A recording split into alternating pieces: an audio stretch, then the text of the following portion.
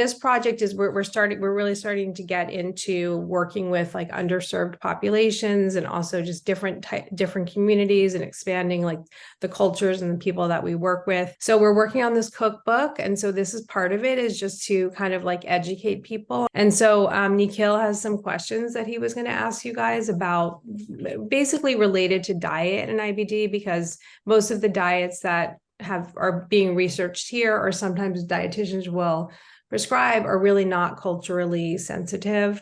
I'm Ajit Sood, and I work as a professor and the head of gastroenterology in medical school. And besides this, we started an organization here in India, the Colitis and Crohn's Foundation India, in 2007. And my teammate Ritu is our main dietitian. I've been working with them for more than 23 years now, and I've been actively involved with IBD patients for past, say, 7 or 8 years now. In India and in general in the South Asian region, in our diets, we often use a lot of spices. So how safe it is for IBD patients to consume spices?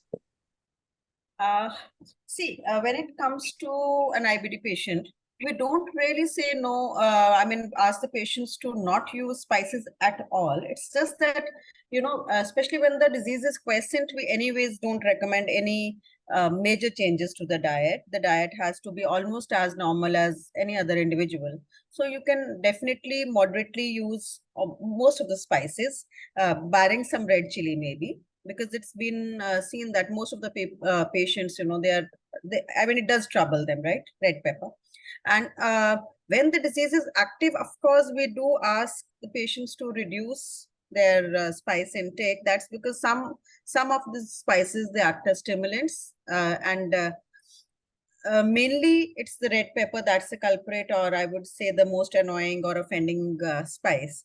Yes, I think, Nikhil, if we tell a patient that go totally without masala, without chilies, then food becomes so bland. It becomes so unpalatable. And relish food, and then one feels really more unhappy. It would also cut down on their intake, and I think it's very important that the patients eat the required amount. So adding small amounts, and if it makes the food palatable and improves their intake, I see no harm in recommending spices. So then there are these very popular diets on the internet, for all these things, like people are suggesting keto diet, somebody is suggesting carnivorous diet, like entire, meat-based diet, somebody is suggesting. So how safe is it for people to, follow these kinds of advice on social media and these kinds of, popular diets, which are, circulating on social media and magazines and all these kinds of things? So Nikhil, what I would want to say here is that not all these diets or the protocols may be harmful for IBD patients or for anyone for that matter. But the thing is that all the information that's available on internet may not be authentic. In fact, it is not always authentic. So if at all, there is an IBD patient who's doing well and wants to get into any such kind of a diet, it's always good to refer or to talk to your doctor or a trained dietitian, right? All these influencers, they may not be medically competent, or I would say they would have enough knowledge of the disease. Just talking about keto diet for weight loss doesn't mean anyone can use it, right?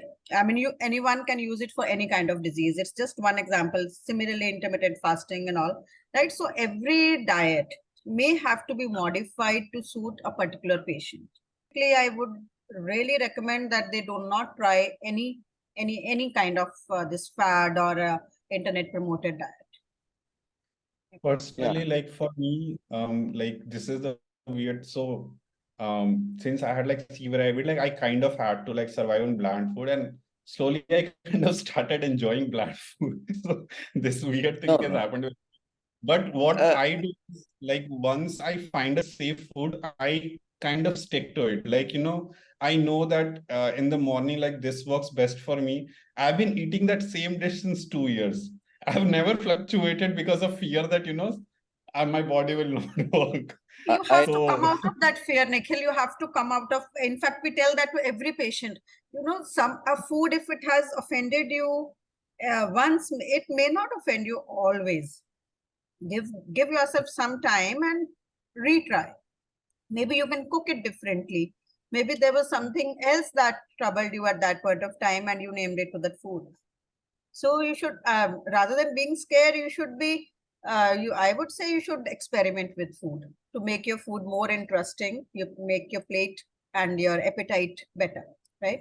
And I think coming back to your question, you said that if someone has, this was your, that someone has tried a recipe, should you be, there's absolutely no harm in trying, you know, see, because it's all about the ingredients, right? But if you really know that there is some ingredient in a particular recipe which doesn't suit you, because individual variations are always there. It can happen even with someone who's not a patient, right? So if there is one ingredient which doesn't suit you, you can always try that recipe without that ingredient, or you can look for an option, another option, and substitute for that ingredient. And I see there's no harm. You don't have to be scared in trying it, for sure. And you just it might just work for you as well. You know, many times there's some, because they've been deprived of so many food items over a long period of time. The moment they see something which is which they like to eat and they wish to eat, they would overeat that, you know. Yeah, and exactly. that could have caused the problem, not the food as such, it's the quantity, right? So whenever it's a new food that you have been scared of, or something that you've really longed to eat but you've not been eating, do eat, but in small amounts, and you'll yourself know whether you're okay eating that or not. And maybe next time you can increase the frequency and the amount of that very food.